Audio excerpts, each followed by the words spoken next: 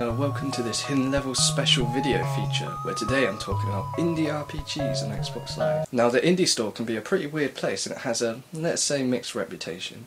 Although it's almost forgotten now, it can be pretty weird for every creepy dating simulator, Minecraft ripoff, and anime porn thing. Yeah, they exist.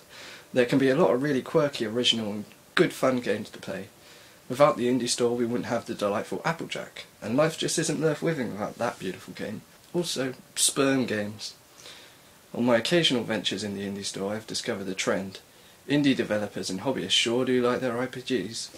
And not just any RPGs, but classic Japanese RPGs like Final Fantasy and Dragon Quest from the SNES era. These little games are loving tributes to a genre that forms the backbone of any long-term gamer's library growing up. Any gamer worth their salt has at least one copy of a classic Squaresoft RPG at home, and not necessarily always Final Fantasy. Here I highlight 3 such games that have been made by indie developers that clearly have a passion for JRPGs. Just wanted to make their own and pay respect to the genre and the classic games that inspired them. First up we have Breath of Death 7, The Beginning, made by Zeboyd games. To make things clear, there is no Breath of Death 1-6, it's just one of the many in-jokes within the game. This one pointed to the fact there are a shit ton of sequels to these games. Breath of Death is a witty parody of classic JRPGs, and the whole game is full of references and nods to the sometimes weird traits the games have. It's a piss take in a way, but done by someone who clearly loves and understands the genre, recognising its charms and poking fun at its absurdities. No one but a true fan could skewer and pay such a loving tribute to them. In this game you take control of a character called Dem Bones, who is a silent protagonist, obviously. This is an RPG, of course. He's a little skeleton warrior who's on a quest to save a post-apocalyptic world in which everyone is an undead being. He also recruits other undead warriors to aid him in saving the world from evil. Breath of Death plays exactly like any other classic JRPG. You explore dungeons, take part in random turn-based battles, talk to NPCs, complete quests, find treasure. The game shows awareness that it's a self-fulfilling prophecy of JRPG cliches. From random characters joining your party, ridiculous boss fights, stupid NPCs and odd characters, the game is camp and goofy and it knows it and flaunts it. Although the game is essentially one big joke where the punchline is, "Hey, remember how weird and funny Japanese games were? Weren't they awesome?"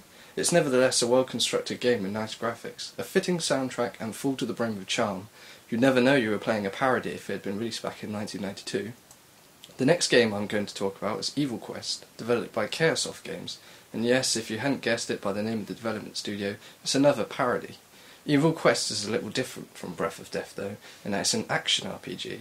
It's also a little cruder in its design, but no less charming. Evil Quest is surprisingly subversive for its genre too.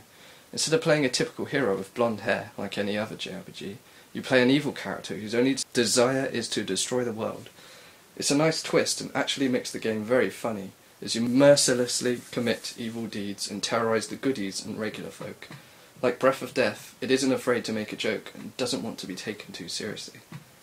The game is easy to just pick up and play and has a lot in common with A Link to the Past and Secret of Mana. There are no random battles too, which I like very much. It makes the game easier to play and more fun. The main quest in the game, in the pursuit of revenge upon those who betrayed you, and to just watch the world burn, and who doesn't by the way, takes you through dungeons and challenging boss battles, allows you to learn some awesome typical spells like Fire and Ice, and fight monsters great and small. Despite the fact the production values aren't as high on Evil Quest, it's actually really good, even if it's just ripping off old ideas. Fun gameplay and a good sense of humour equals a big thumbs up from me. And lastly we come to Cthulu Saves the World, another genre parody from Zeboyd games, the makers of Breath of Death.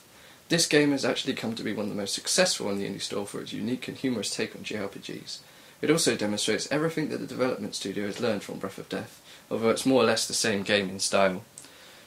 The game stars Cthulu, the interdimensional mythological beast with tentacles on his face and destroyer of worlds, as he embarks on a quest to save the world, so he can then destroy it. Saving the world actually frees Cthulu from a curse that has stripped him of his world-destroying powers. Yet again, Cthulu Saves the World is another that's all wink-wink nudge-nudge when it comes to skewering RPG cliches. It's more advanced than its predecessor, Breath of Death, however. The battle system is still like Breath of Death's in that you don't see your characters in battle, but there are more options available to use and now there's a backdrop instead of a blank screen in battle mode. The writing is also better than that of Breath of Death 2, so it's not just the production values that have been upped. It's a genuinely funny game that should tickle any RPG nerd's heart, but also impress them with its unique interpretation of classic games. All these games are still available on Xbox Live, and for a mere 80 Microsoft points, they are an absolute steal for the amount of game time, fun and laughs you can get out of them. I recommend them to any JRPG enthusiast. Thanks for watching guys, and keep following Hidden Level.